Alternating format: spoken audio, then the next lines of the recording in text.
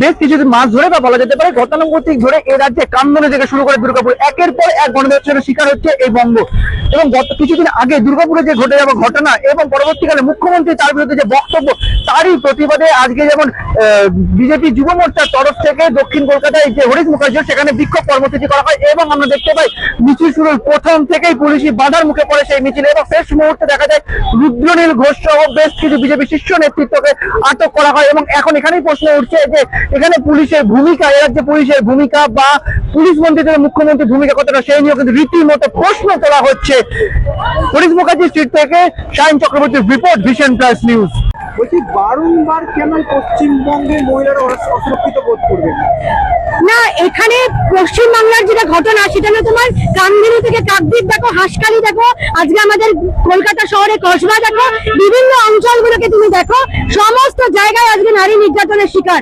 আমাদের সব থেকে বড় দুঃখ হলো আমাদের মহিলা মুখ্যমন্ত্রী, তারপরেও আমাদের কনভিকশন রেট কিন্তু আজকে আমাদের কলকাতা শহরে 2 থেকে 3%। আমরা কোনো পুলিশদের কাছে যেতে পারি না, কোনো কেস রেজিস্টার হয় না, তার কোনো প্রপার প্রক্রিয়ায় কোনো তদন্ত হয় না।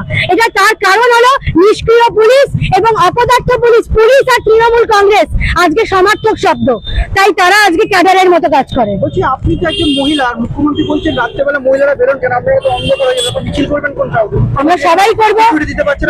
উনি তো এককালে গণতন্ত্রের বুকে পা দিয়ে এসেছিলেন, তাহলে আজকে ওনাকে গণতন্ত্র রক্ষা করতে হবে, তার জন্যই তো উনি মামাটি মানুষের সরকারের উনি প্রধান। তাই আজকে আমাদের সকলকে সুরক্ষা দেওয়ার দায়বদ্ধতা ওনার, আমাদের না। তাই আমরা বুক চুকিয়ে বেরোবো, কাজ করব। যদি আমাদের বাড়িতে বাবা মায়ের মেডিকেল হয়, আমরা তার জন্য রাস্তায় বেরিয়ে ওষুধ কিনবো এবং তার দায়বদ্ধতা, তার সুরক্ষা দেওয়ার দায়িত্ব হলো তোমার মুখ্যমন্ত্রী। বাংলা নিজের মেয়েকে চাই স্লোগান ছিল, সেই স্লোগানটা আজকে আপনি জানেন না এটা প্রাদেশিকতাটা সব থেকে বড় তকমা? প্রাদেশিকতা হলো একটা সব থেকে বড় তকমা যেটা তোমার মমতা ব্যানার্জি আমাদেরকে দিয়েছে।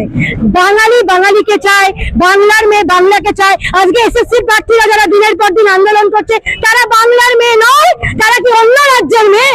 আজকে যে গণধর্ষণ গুলো ঘটছে পশ্চিম বাংলার বুকে কামধেনু থেকে কাকদ্বীপ অব্দি, তারা বাংলার মেয়ে নয়, কসবার মেয়েটি বাংলার। দেখুন, সম্মানীয় মুখ্যমন্ত্রী তার রাজনৈতিক ভোটের অঙ্কের উদ্দেশ্যে যা করার করেন।